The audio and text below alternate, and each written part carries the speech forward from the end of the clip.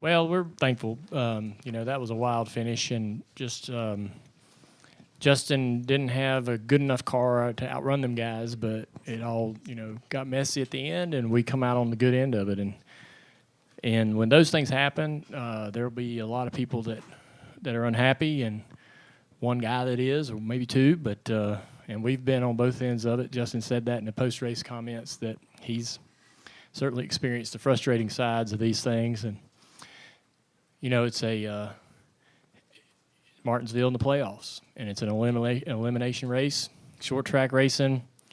I said it at the start of the race. It's lightning in a bottle, putting this race as an elimination event, and I don't know that you can do anything to avoid having those type of finishes when there's so much at stake, and everybody's within reach of each other physically on the racetrack. So it worked as designed, in terms of creating a lot of drama and conversation around what happened on the racetrack.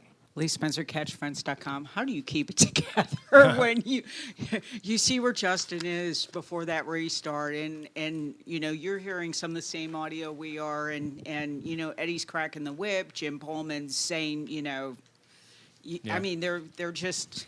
I mean, what's your range of emotions? Because you're trying to keep your shit together. Yeah, one of the crew chiefs that we interviewed at the end of the race, or before the end of the race, said it best. He's like, I could think of 7 different scenarios on what might happen on this next restart, and I'll probably still be wrong. And so, when you're sitting there with a car like Justin's, a couple points out, it doesn't look promising. You can't really assume anything, and you can't hope for the best. You can't assume the worst. You just kind of got to wait and watch what happens. And so it's kind of like sitting at the roulette wheel in Vegas. You put your chips out there on the numbers that you hope are going to hit, and you watch that ball, and it's either going to land on your number or it ain't. That's kind of the way it is on those final few laps there. And it's pretty messy, but Justin's got a clock, and we got a shot to go race for a championship. So the emotion that you have is just being thankful that you came out on the good end of it, and you get a chance to try to finish. I would say if it was any other driver, you would have different emotions, but it's Justin, and me and him have had some really tough moments on pit road after Phoenix the last couple of years. And he's not made it any secret that he's wants to win a championship, and we brought Jim in to try to help him achieve that, and he has who knows how many opportunities left to try to do that. I think if he wanted, he'd probably race another 5 years and be great. But we all know that that 41 to 43 age is where a lot of guys seem to sort of lose that, whatever it is, that eliteness that makes them great. But, so we're trying to make it happen. Hopefully this is our year. All right, we're going to go to Bob.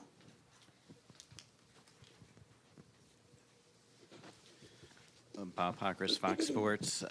If you were in charge of RCR, how do you handle that? Or did you view anything of that as over the line, or when you're racing to get in, is there really almost no line in those situations? Yeah, I don't know what you do. I was sitting there thinking about that, talking about that in those final handful of laps. You got 2 sets of teammates sitting there with Gibbs and RCR, and you've got, arguably 2 or 3 of those guys out of that group that have to win. And what do you expect them to do, right? I can understand anybody. I can understand Richard or Austin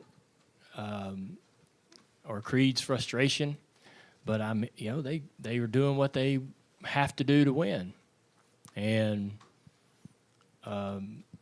it's tough. It's hard to. It's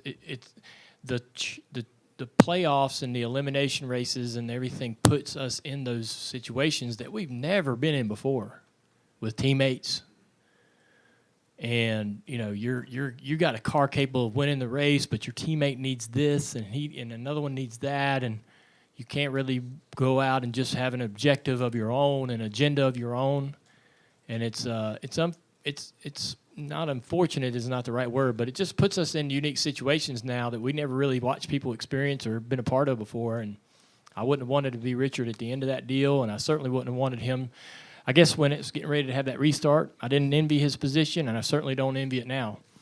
But I listened to Creed's post-race interview, and I can't argue with anything he said. You know, he moved him. We all know that short tracks, you know, using the bumper and to move people out of the way is pretty much fair game. He allowed Austin a chance to race. He didn't send him into the wall. He didn't knock him back to sixth. He just got him up off the bottom, and both of those guys did a little bit of that all night, you know.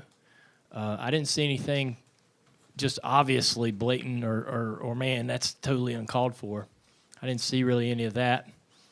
But you're not going to have that go on and not be frustrated either way. So, you know, you got a guy leaving. There's some dynamics there that are their feelings are hurt or what have you.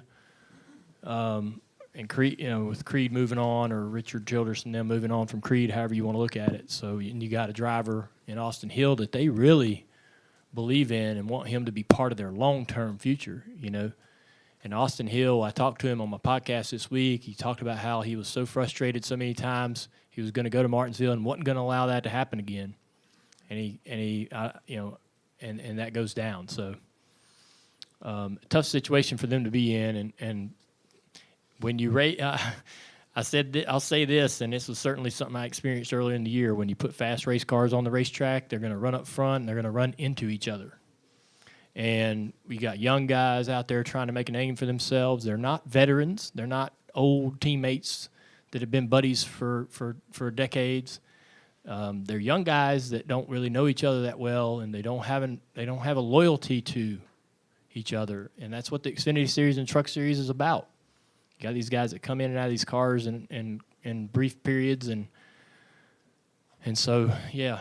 They're going to bounce into each other and piss each other off, and you're going to have conversations on Mondays and Tuesdays that aren't fun to try to keep it going in the right direction, and that's just part of it. All right. Our next question will go to Matt Weaver. Matt Weaver here in the back, sportsnot.com. Dale, aside from your selfish personal investment in the team and the excitement for Justin and the organization, how important is it for the sport and NASCAR to have a race like this? Because on one hand, some people will say, well, that's disrespectful racing and it's immature or whatever, and then some people say it's dramatic, it's awesome. Where do you kind of land on those two dueling philosophies? Well, if you own the winning car, it's a lot easier to take, what you saw. If I was wadded up and unable to cross the finish line, I would be very disheartened by what I saw. So it just depends on who you are and what your experience was. I don't think anybody wants to see that style of finish every week, right? But you have to understand, this is when they make the playoffs, when they choose the races that are going to be in the rounds. It's made to create these moments, and so they picked Martinsville to be an elimination race to go to the next race is the championship. Martinsville ain't in round 1, round 2. It's here for a reason. It's at this race right now for a reason. Daytona is a final for the regular season. That was an intentional decision to put that race there, right? To create moments and create drama and make these drivers do uncomfortable things, And that's kind of it's frustrating sometimes because your driver ends up on the bad end of a deal, or we have an ugly crash across the finish line like tonight. Nobody wants to see all these cars crashing like that. But I don't know. We could have ran that 10 times and had different endings and maybe not quite as crash filled there. But I don't think it always ends this way. But I don't know. I as a broadcaster and as a fan, I want to see the drivers in very uncomfortable situations, and I want to see their morals tested. And then to that point, how important is it that we get the Cup product here to resemble more what we saw today? Well, we don't. I think that NASCAR is working hard. I said it today on the practice qualifying show. Man, I applaud them to be able to get this tire here and choose to do this at a very critical moment, right? A lot of times when it's this far into the season and there's so much on the line, a different tire or any kind of a change rule-wise is really shelved till next year, right? But they saw the urgency that everybody's been asking for and begging for on the short track program. It's got to get better. It cannot be what we've had over the last couple of years. They know that. They went to Richmond. They tried hard with a lot of really, really good ideas that they thought would bear fruit that didn't. But what they did hear from the drivers, they put into play, and all we've been told, all that I hear is, even if we do find the answer, to be able to get those parts and pieces to everybody takes this long process, right? So even if we do know what we need to do, it may not get implemented for another 6 months or 12 months. And so thank you for Goodyear and NASCAR for being able to try a tire that might be better. We don't really know till tomorrow. But watching practice and qualifying, how much it was rubbering the track in, I think that's a good thing. I want to believe that's a better thing than what we've had. The 3,000-mile tire is certainly not the answer. And so, you want that thing to wear out. You want it to rubber up the track, and you want the track to have all kinds of marbles and it gets slimy. And Blaney said it on his interview. He's like, I hope the track widens out because that gives him opportunity starting where he is to pass.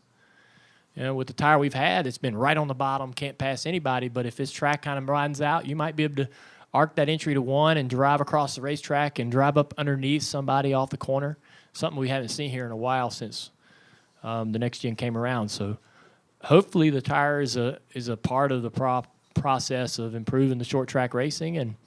And, Goodyear has always been really hesitant to get aggressive or do anything sort of risky with their product since we had the thing at Indy. I get it. They don't want to have problems on the racetrack because it's hard to sell tires to customers on the street. But thank you for the efforts they've had to try to improve things. Even if it doesn't work, I thank them for trying. All right, we're going to come up front to Deb Williams. Get a microphone right here, please. Thank you. Deb Williams, Auto Week. Dale, in 1993, when Ned Jarrett was in the broadcast booth, and they had him call the finish between your dad and Dale Jarrett, and he apologized to your dad a week later. Yeah. And his dad, what he said. Have they ever? Has NBC ever wanted to throw it to you when your drivers are in contention for the win, and how would you handle that if they did? They don't really direct us to. They don't really call and say, you go. We want you to talk about this.